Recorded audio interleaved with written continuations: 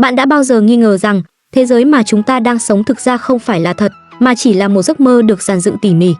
Hãy tưởng tượng vào một đêm yên tĩnh nào đó, một nhà thần kinh học bí mật lẻn vào phòng bạn, tiêm thuốc mê, rồi bắt cóc bạn đến phòng thí nghiệm.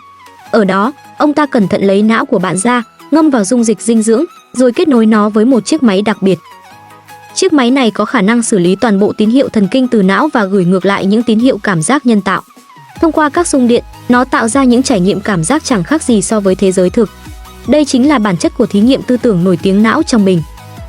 Trên thực tế, mọi trải nghiệm mà chúng ta có, như yêu, đau đớn, vui sướng, đều là sản phẩm của quá trình não xử lý thông tin.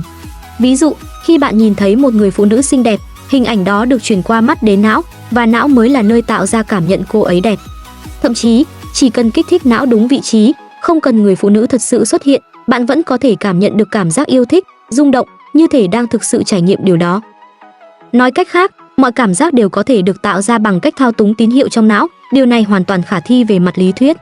Vậy thì, làm sao bạn có thể chắc chắn rằng mình không phải là một bộ não trong bình đang bị điều khiển bởi máy móc, chứ không thực sự sống trong thế giới thật? Rất có thể, ngay lúc này, não bạn đang trôi lơ lửng trong một bình chứa dung dịch, bị kích thích liên tục bởi các xung điện, khiến bạn ảo tưởng rằng mình đang sống, đang cầm điện thoại lướt TikTok. Vào thế kỷ 17, nhà triết học Descartes từng nói, tôi tư duy, nên tôi tồn tại, nghĩa là việc tôi đang suy nghĩ là bằng chứng không thể chối cãi rằng tôi đang tồn tại. Nhưng chúng ta có thể chắc chắn được bao nhiêu rằng suy nghĩ ấy là chủ động, chứ không phải là sản phẩm bị lập trình sẵn? Làm sao biết được thế giới quanh ta là thật, chứ không phải chỉ là tín hiệu mà não đang xử lý?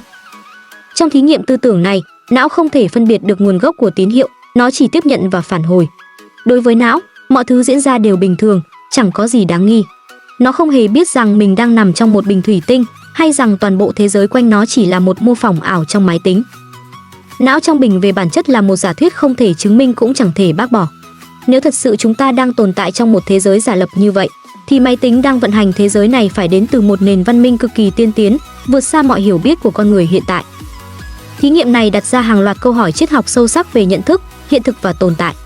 Liệu ý thức có thực sự phụ thuộc vào thể xác? Liệu những gì chúng ta cảm nhận bây giờ là thực, hay chỉ là sản phẩm do não tạo ra? Thậm chí vào năm 2016, Elon Musk cũng từng phát biểu rằng khả năng chúng ta đang sống trong thế giới thực có thể còn chưa đến 1/100.000. Đăng ký kênh để biết thêm nhiều kiến thức hữu ích nữa nhé!